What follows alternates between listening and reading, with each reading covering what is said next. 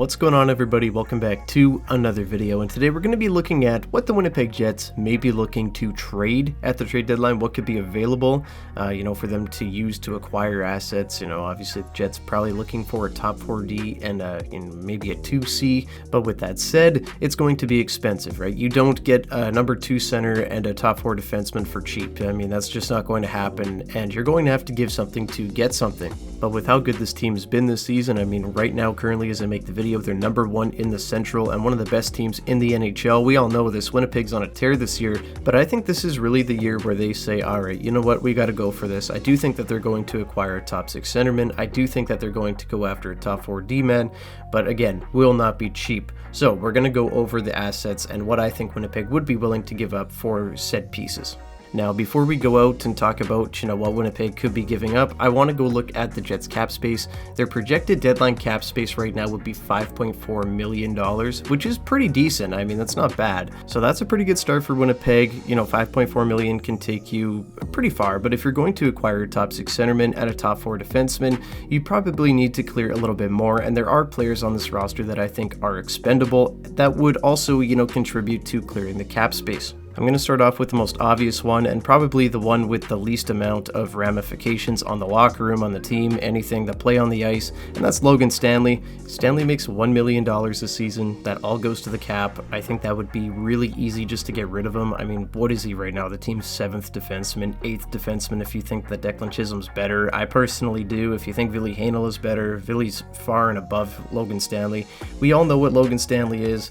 At this point, he's not going to be anything for Winnipeg. I know a lot of people were thinking, okay, maybe one day he can turn into a top 4 defenseman. Maybe he can be an everyday NHL regular. I just don't see it. I don't think he'll be with Winnipeg next year regardless. He does want to play. There's been Logan Stanley trade rumors forever.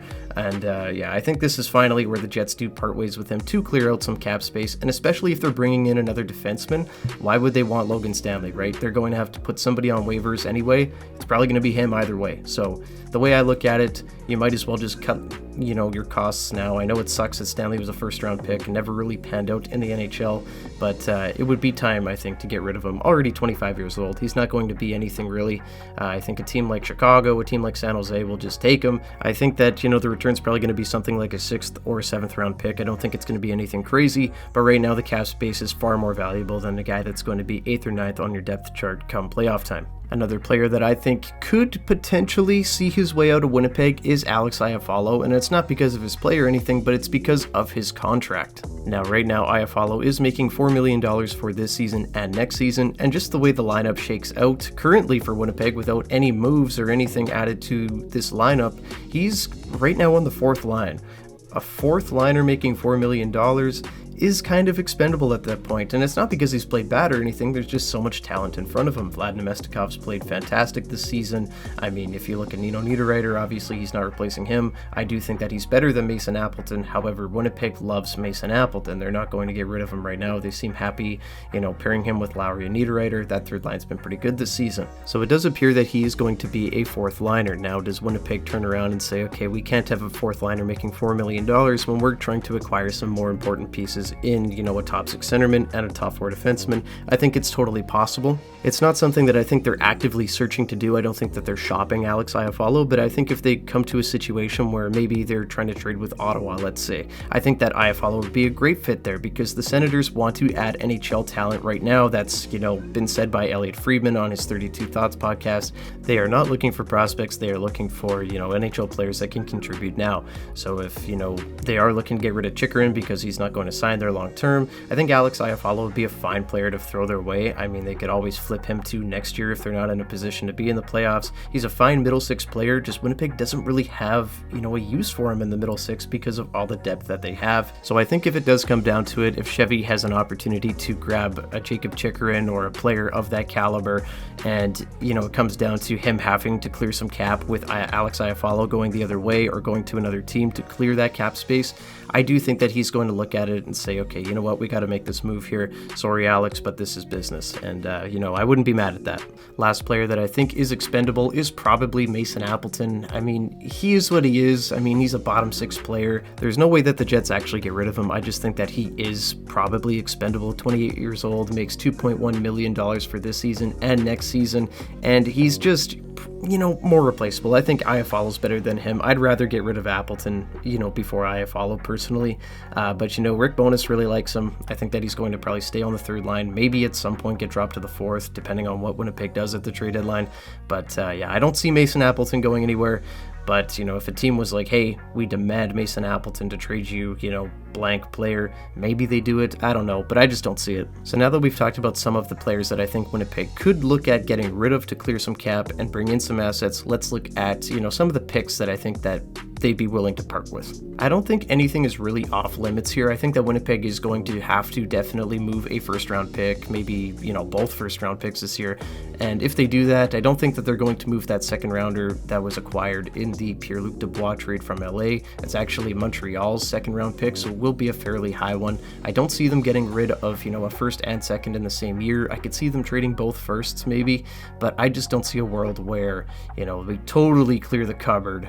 Even though I wouldn't mind it, I don't think it would be the worst thing ever, but I don't think that this is something that he's going to do just based off of his track record. I think that we're more likely to part with one first-round pick maybe in 2025 and then maybe a second-rounder this season. I don't know.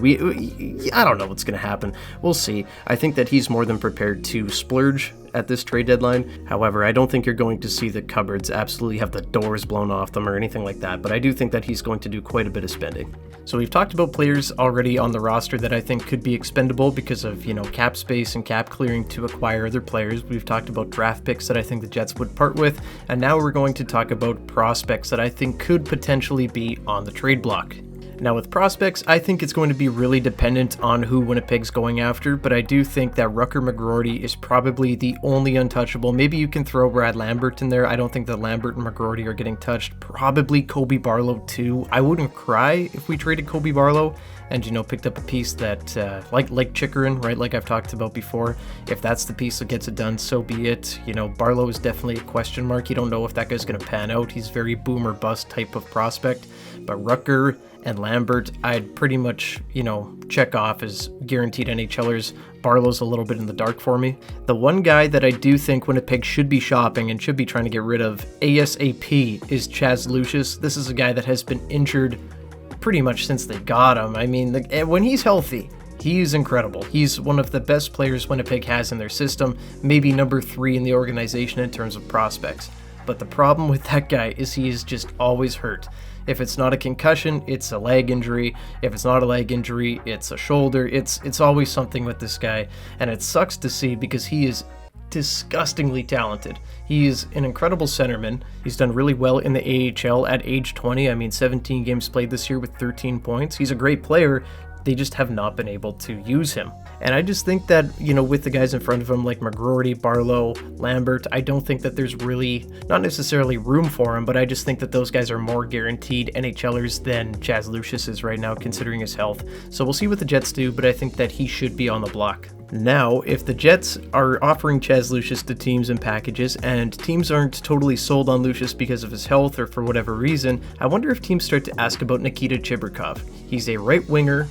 This year in the AHL, he's played 31 games, 25 points in his first year in North America. So we know this guy can play. He's extremely dynamic, great playmaker, great shot, one of Winnipeg's best prospects. I think he'd be really intriguing to a lot of teams. Obviously I'd love to have him as a Winnipeg Jet. I think that he's going to have a great future in the NHL, but if that's what it takes to get a deal done and bring a top 6 centerman to Winnipeg to go try to win a cup, I think it's worth it. I mean, you can't bank on prospects. Not every prospect is going to turn out, no matter how, for sure it looks. So we'll see what happens, but I do think Nikita Chibrikov could possibly be an option and a player that Winnipeg, is getting calls about if they are to pursue, a player of the caliber of a top 6 forward and a top 4 defenseman. But this is just some of my speculation and just kind of my thoughts on, what the Jets could be giving up. There surely are other players that I'm sure teams will be calling about that Winnipeg will also be offering and stuff like that in packages, but these are just more of the obvious ones to me, or the more so obvious ones anyway. So leave a comment down below if there's anybody else that you think could be on the block, or somebody else that you think the Jets should trade. I'd love to hear from you guys. But with all that out of the way, guys, I am going to hop on out of here. Thank you so much for watching. As always, leave a like and subscribe to the channel if you haven't already, and I'll see you guys in the next one. Go Jets, go! Bye-bye.